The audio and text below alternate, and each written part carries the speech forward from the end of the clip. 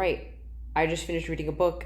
I didn't give any updates on the book while I was reading it because it's a nonfiction book and I generally don't update as I go with nonfiction. The book in question was called BOYSLUT by Zachary, Zane. I learned about this book from reading the anthology like essay collection By All Accounts.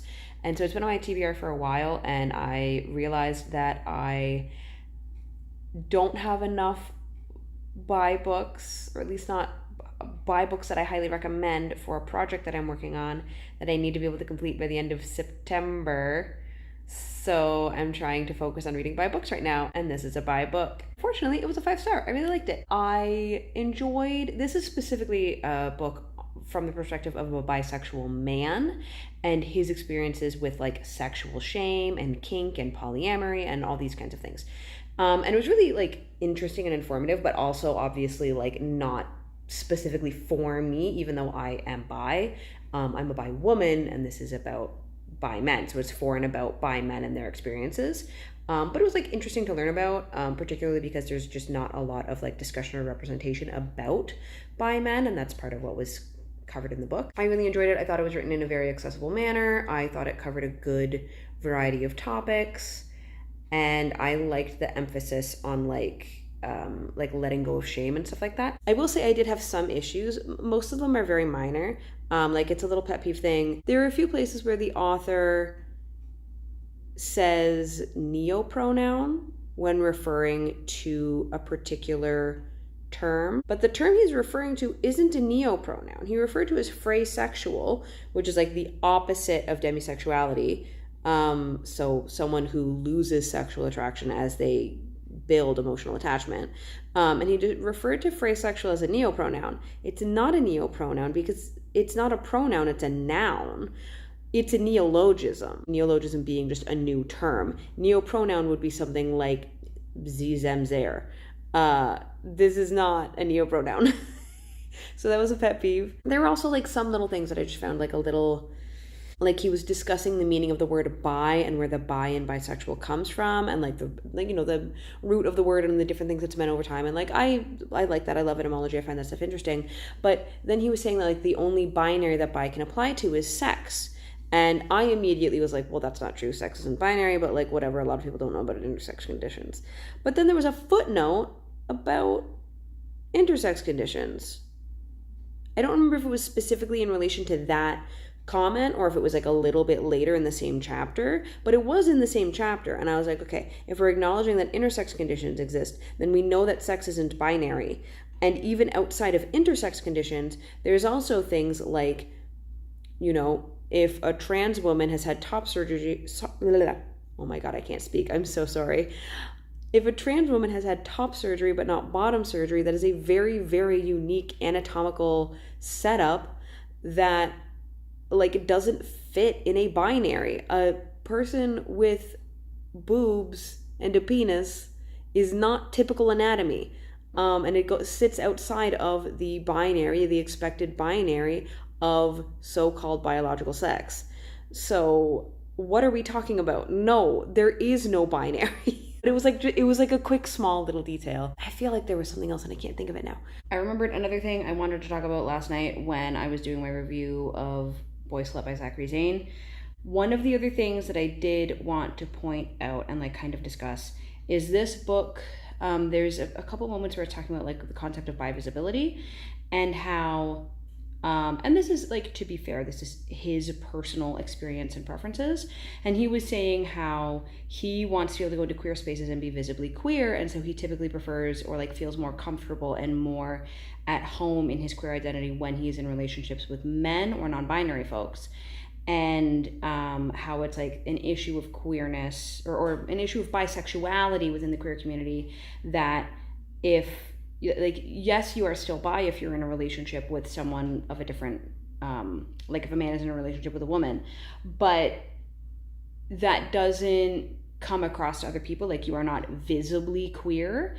And so he was basically just saying he likes to be in relationships where his bisexuality is visible, and then that's also part of why he really leans towards polyamory, is because it's very affirming of his bisexuality. And like, again, that's his personal thing, that's great, but I think this is an opportunity to have a conversation about the concept of bi visibility in general, and I do kind of wish that that had been like tackled more, because the problem is if the like validity, including internal and external validity of one's queerness, has to come from it being visible and recognizable, is like it's a problem even outside of bisexuality, because like, you know, ace people and arrow people, they kind of can't be visibly queer because their queerness comes in the form of an absence of attraction. And how do you demonstrate an absence of attraction? Like, it's just a very hard thing to make visible to other people.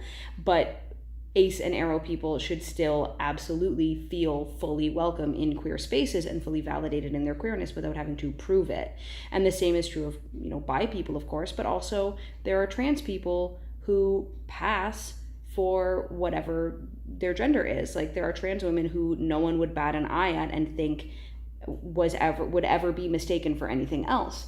But there's also non-binary folks who they just don't present in a way that typically looks non-binary. Like, I've seen people on Tumblr where it's an NB person who uses he, they pronouns, but like just kind of looks like a dude. Like, it's just a guy with a beard, and like anyone in casual interactions with this person would never clock them as non-binary. But that doesn't mean that person isn't non-binary, or that they should feel nervous going into queer spaces, particularly because the example I'm thinking of, this was a non-binary person who, as far as I understand from their Tumblr posts, is only attracted to women. And so someone who people assume is a man and is only attracted to women entering queer spaces, like, he should be allowed in those queer spaces and not feel unwelcome or challenged in his queerness just because he doesn't visibly present as queer.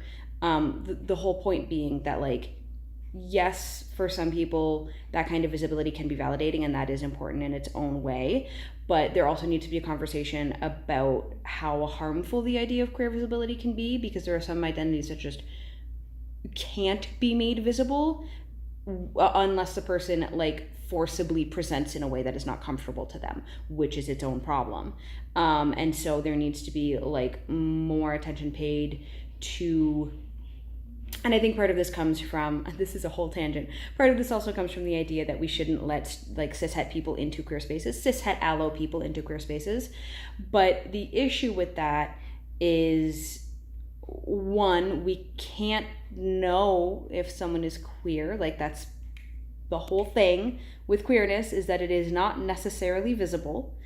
And also it means that like there's certain queer spaces where someone might want to have a safe person with them, or there might be a minor who wants to enter into a queer space, but like a queer community center, but they need to have an adult with them, and the only adults that they really have in their life are not queer.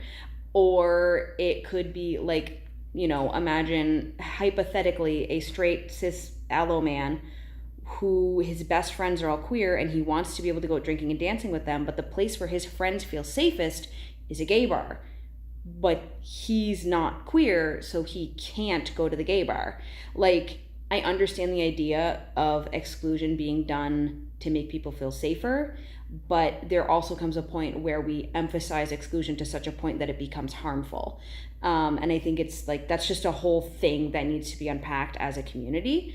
And like maybe the book didn't need to go into all of that tangent, but some acknowledgement of the idea of there are identities that cannot be made visible, but they are still fully valid, and those people should feel welcome and comfortable in queer spaces because they are queer. Anyway, I just wanted to make sure I included that tangent. Back to your regularly scheduled video. In any case, I did find this book really interesting. It is quite intense in getting into sexual topics.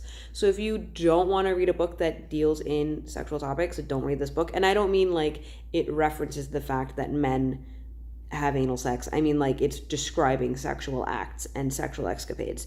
So if you don't want to read that, do not read this book. It's very prominently featured. But overall, I did really enjoy it. So I mean, I gave it a 5 stars, so obviously I enjoyed it.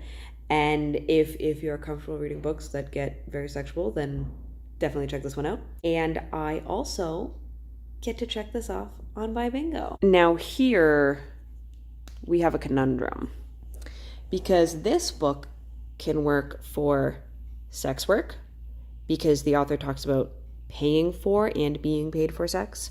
It can work for NYC because the author has lived parts of his life and therefore parts of the book in New York. And it can also apply for polyamory because the author is poly. I think checking off sex work would be the best for completing this chart, because I think I am not super likely to find other books with sex work in them unless I like really, really specifically look for them, which I haven't been. But perhaps controversially, I'm going to check off polyamory because that featured far more heavily and felt far more central to the book. Like there were 2 chapters about polyamory compared to, it being about NYC or sex work. So if I'm only picking one of these to check off, I'm going to pick polyamory.